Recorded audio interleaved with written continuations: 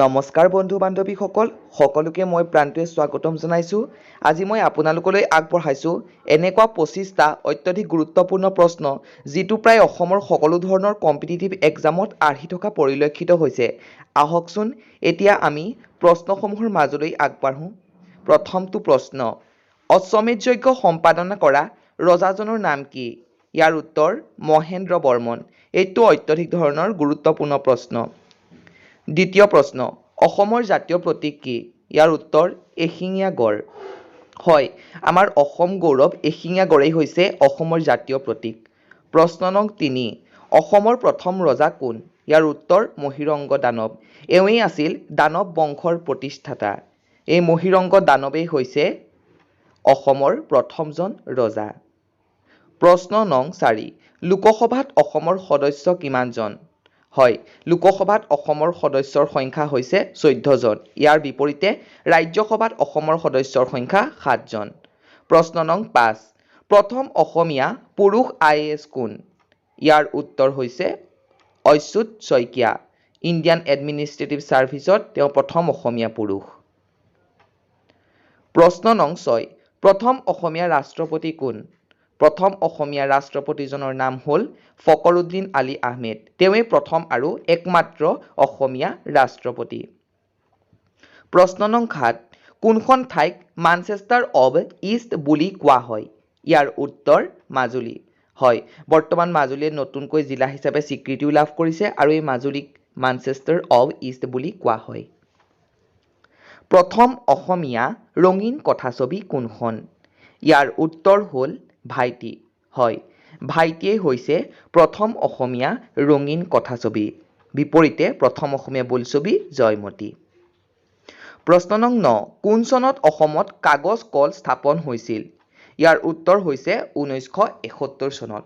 হয়, 1971 চনত অসমত কাগজ কল স্থাপন হৈছিল।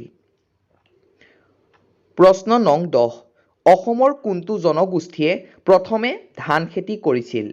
হয়, বড়ো জনগোষ্ঠীয়ে প্ৰথমে ধান খেতি কৰিছিল।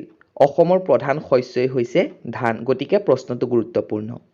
প্ৰশ্ন নং 11, সুমেৰু মহাদেশত উপস্থিত হোৱা প্ৰথম অসমীয়া বিজ্ঞানীজনৰ নাম কি?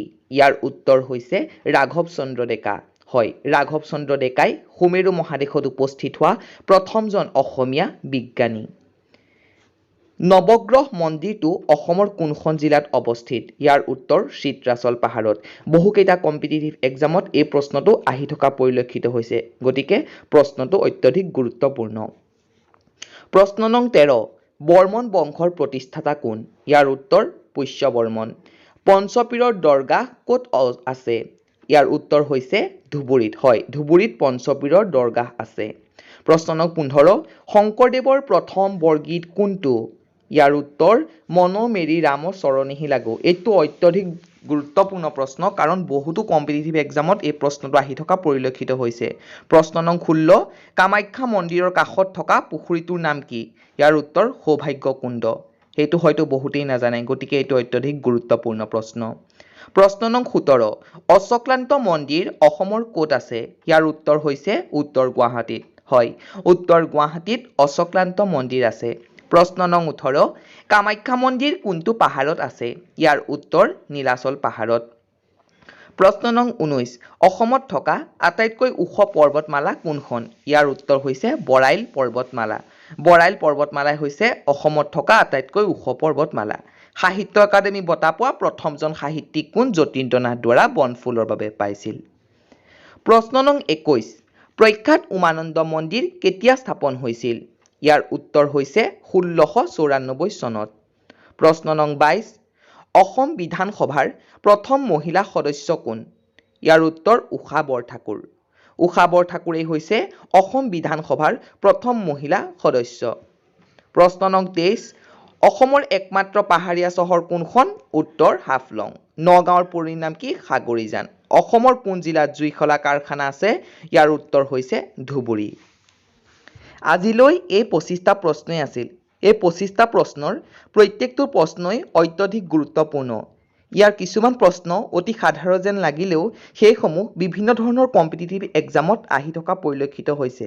বহুতো কম্পিটিটিভ এক্সামৰ পেপাৰৰ কালেক্ট কৰি মই প্ৰশ্নসমূহ যুগুতাইছোঁ। প্ৰশ্নসমূহ পুনৰ পাবলৈ পিছৰ ভিডিঅ'টোত আপোনালোকে চেনেলটো এতিয়াই ছাবস্ক্ৰাইব কৰি ৰাখিব। সকলোকে ধন্যবাদ জনালোঁ।